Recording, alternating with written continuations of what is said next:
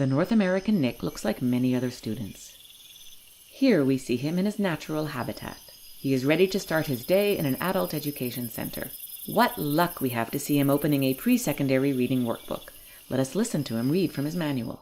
In 1930, there was 113 models. Now let's have a look at his reaction. If this North American Nick is not given support, this incident could have long-term consequences. For more than half of the population, reading is a complex undertaking. For 10 to 15%, it is the most difficult cognitive task that they must perform.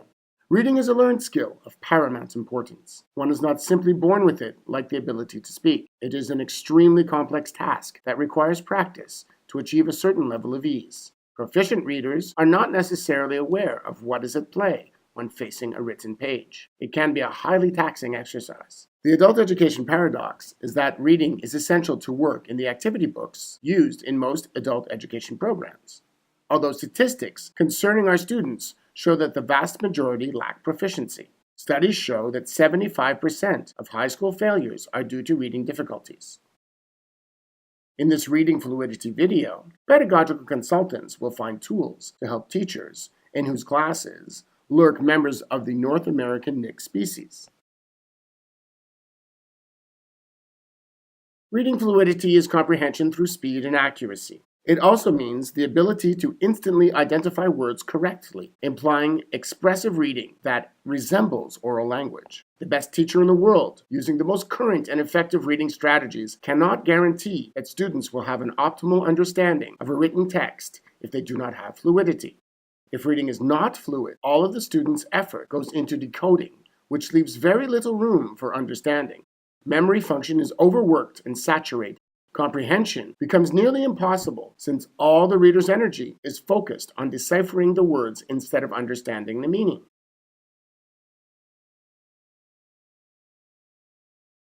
Working on reading fluidity is essential for certain students. That is easier said than done, but not because the exercises are complicated or that the research is not clear. Research shows us that the process is quite simple. Students need a reading model, practice, feedback, and explicit instruction. Teaching reading fluidity is hard because we are bringing to light the bane of their existence. For them, reading has always been a losing battle. Students will not be jumping for joy when they hear that they will have to read aloud. Teachers will certainly feel the brunt of their frustration, too.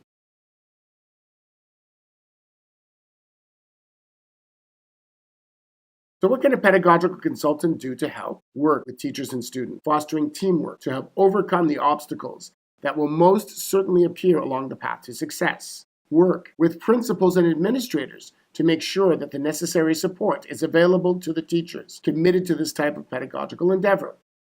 There are 4 essential elements that help to make the Fluidity project at our school board successful. 1. All stakeholders must believe in the benefits of reading fluidity. We must constantly remind ourselves why we are teaching reading. Otherwise, it is much too easy to give up. Working on reading skills requires a lot of time and effort in the short term for results that are long term. 2. Planning is essential for choosing the appropriate time to meet with teachers and for knowing where they stand. Assessment tools designed with the student in mind play an important role in measuring progress. There must be time set aside for experimenting with new tools that will be created and even modeled for teachers. There can be immediate feedback to help us make the right adjustments. 3.